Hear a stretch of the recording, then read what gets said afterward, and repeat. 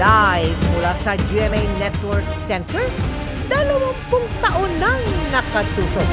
24 oras. Magandang gabi po, Luzon, Visayas at Mindanao. Bistado ang iligal na pogo operation sa isang exclusive residential area sa Clark sa Pampanga na ikinasa kahit may utos ng pogo ban ang Pangulo. 10 Chino ang arestado at inaalam kung konektado sa nireid na pogo sa Bamban at Porac. Nabisto rin ang ibang iligal na kinasangkutan naman ng Chinong nahuli sa Benguet na wanted sa China dahil sa panloloko. Nakatutok si Salima Refran. Exclusive. 7 search warrants ang sabay-sabay sinilbi ng PNP-CIDG sa iba't ibang villa, townhouse at unit sa isang eksklusibong komunidad sa Clark sa Pampanga. Ang target, maliliit umanong illegal na pogo operation na nagkukubli sa mga residential area.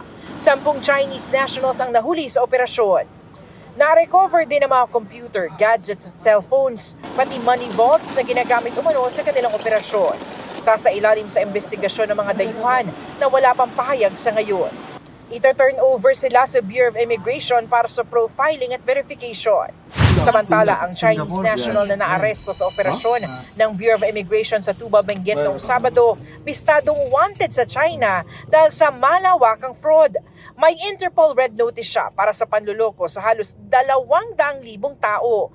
Nakapagtangay siya ng 7 billion yuan o halos 56 billion pesos sa China, bukod pa sa pagiging utak umano ng scamming activities ng mga pogo sa bansa. Bago yan ay nabistong gumagamit siya ng peking Cambodian passport.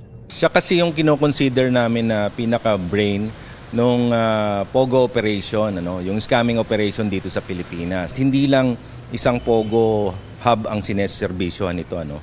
Siya kasi consultant siya ng maraming, ng iba't ibang mga pogo hubs. Nasa kustodiyan na siya ng Bureau of Immigration at PAO habang isumasa ilalim sa investigasyon. Para sa GMA Integrated News, Salima Refran, nakatutok 24 oras. Pinangangambahan ang epekto ng oil spill lalo sa kabuhayan ng mga mangingisda at magtatahong, maging sa ibang lugar sa Manila Bay. Mahigit 300 milyong piso ang posibleng halaga ng pinsala sa pangingisda. Base sa taya ng BIFAR, nakatutok si Mark Salazar.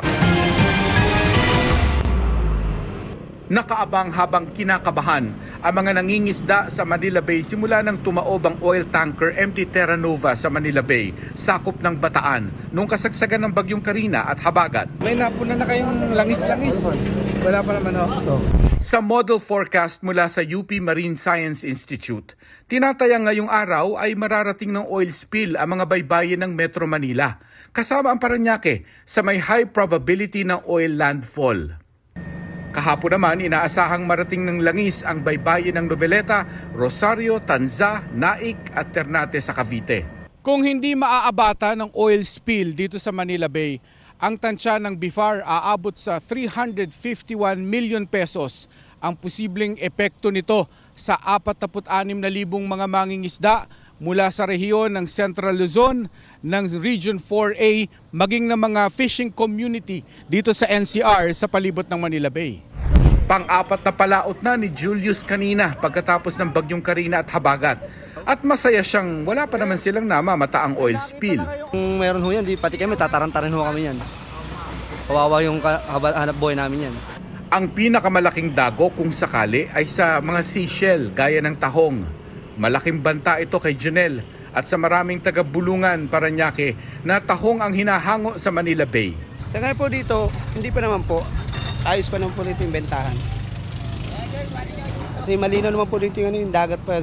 Sa baybayin ng Tanza, Cavite, nakakolekta na ng oil slicks ang Philippine Coast Guard at Environmental Management Bureau kanina.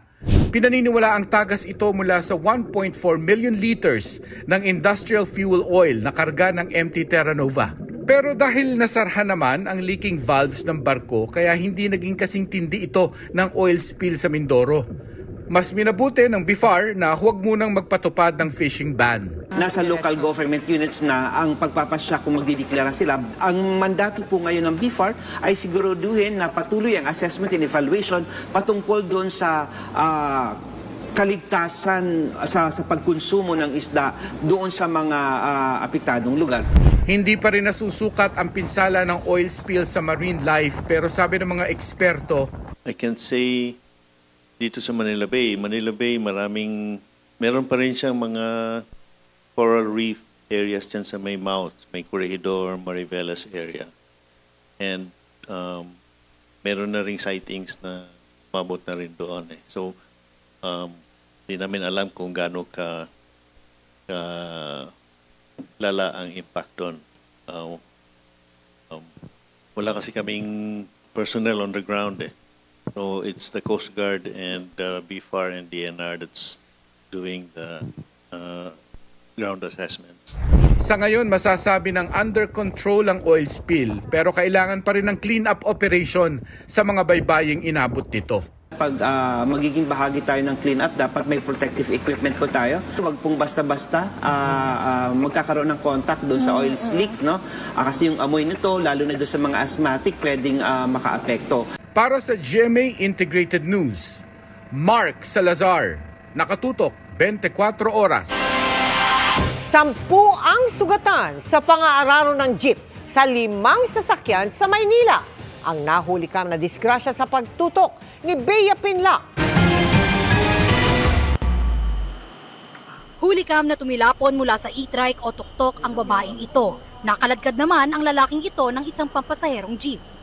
Agad na nakatayo ang babae pero ang lalaki matagal nakahandusay sa kalsada. Pasado alas 10 kagabi nang mawalan ng preno at araruhin umano ng jeep na ito ang mga nakahintong sasakyan sa panulukan ng CM Recto Avenue at Reyna Regente Street sa Maynila. Ayon sa investigasyon, 6 na sasakyan ang sangkot sa insidente, kabilang na ang motorsiklong ito na pumugit na sa jeep at sa delivery truck. 5 sasakyan ang inararo ng jeep kabilang na ang 2 tuktok, 2 motorsiklo at 1 truck. Nung nawalan po ng preno yun, inararo na po kami sunod-sunod. Yung pasahero kong 2 na nakaupo rito, nalaglag po yung isa habang gumugulong yung takbo nito. Sa inisyal na tala ng Manila DRRMO, 10 ang sugatan, 6 ang isinugod sa ospital. 2 ang medyo malala, tapos yung iba possible fracture. Kwento ng driver ng delivery truck, matuli na ang takbo ng jeep bago pa ito bumangga sa kanyang sasakyan. Nagka-phobia lang, parang ayaw na mag-drive. Kung mamamatay man ako, hindi na ako magdadrive sa kabilang buhay. Patuloy ang investigasyon ng mga otoridad sa insidente. Nasa kustodiya ng Manila District Traffic Enforcement Unit ang driver ng jeep na posibleng maharap sa reklamong reckless imprudence resulting in damage to properties and physical injuries. Hindi siya nagbigay ng pahayag. Para sa GMA Integrated News, Bea Pinlac, nakatutok 24 oras. Kinontra ng PNP ang alegasyon ni Vice President Sara Duterte na political harassment ang pagbawas ng 75 pulis sa kanyang security detail.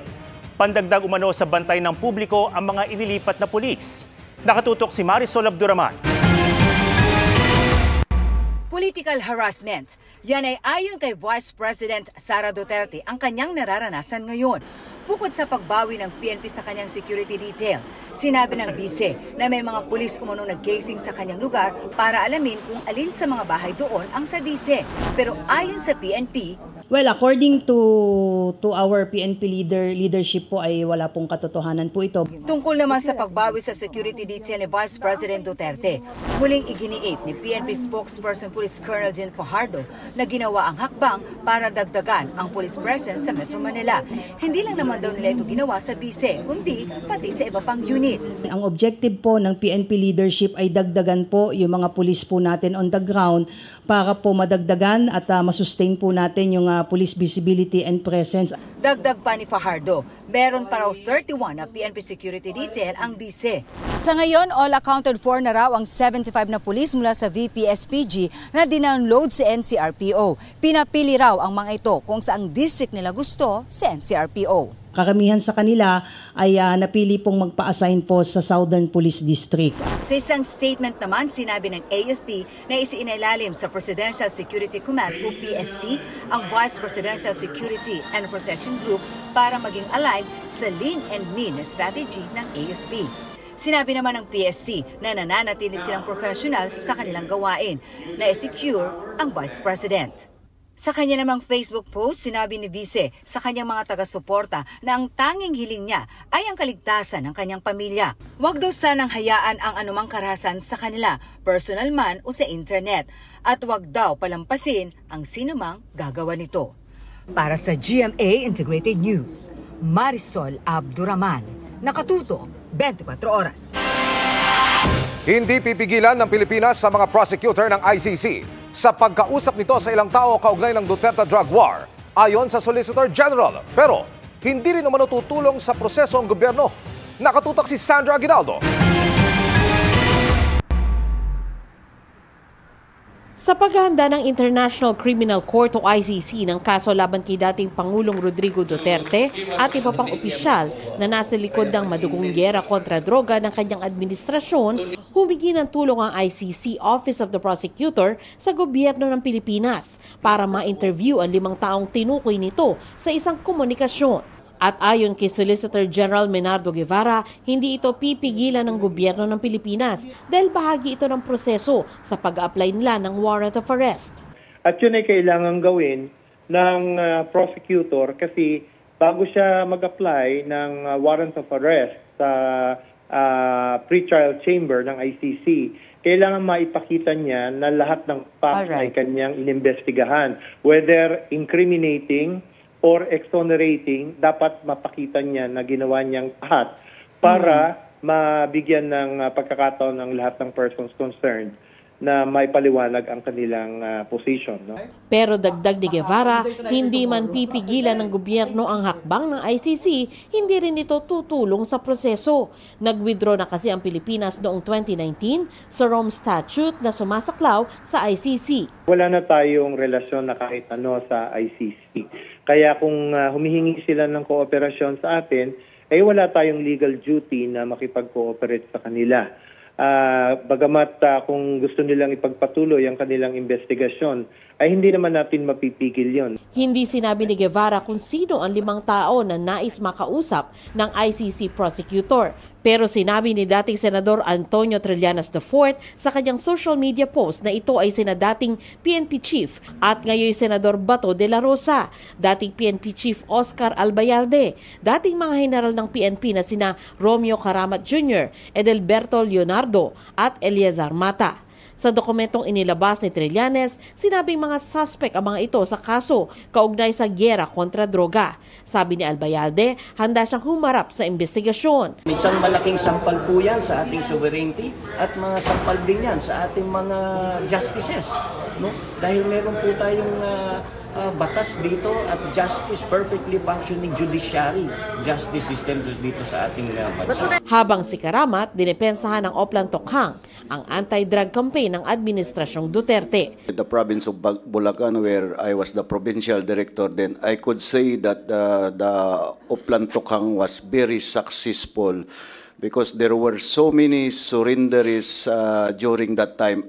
Nauna nang sinabi ni Senador De La Rosa na parang sirang plakang paulit-ulit ang aligasyon sa kanya. Hiningan pa namin ng pahayag sina Mata at Leonardo. Para sa GMA Integrated News, Sandra Aguinaldo, nakatutok 24 oras. Sinimulan ng suriin ng COMELEC kung may magkakatulad na fingerprints sa mga hawak nilang dokumento ni Bamban Mayor Alice Go. Bahagi sa inaalam ay kung may nalabag siya sa election law ng bansa. Nakatutok si Ian Cruz. 5 dokumento ang itinurn over ng COMELEC Bamban sa fact-finding team ng Commission on Elections. Intact pa nang makuha nila ang application for voters registration ni Bamban Mayor Alice Go, pati ang kanyang Certificate of Registration at Certificate of Candidacy.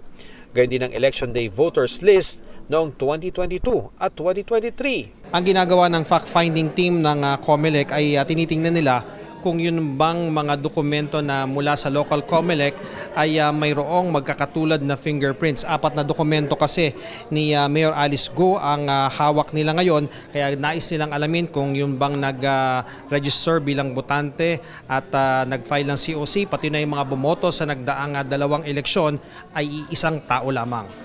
Wala pa pong conclusion na magaganap dito. These are mere initial findings and will be submitted to the COMELEC Law Department.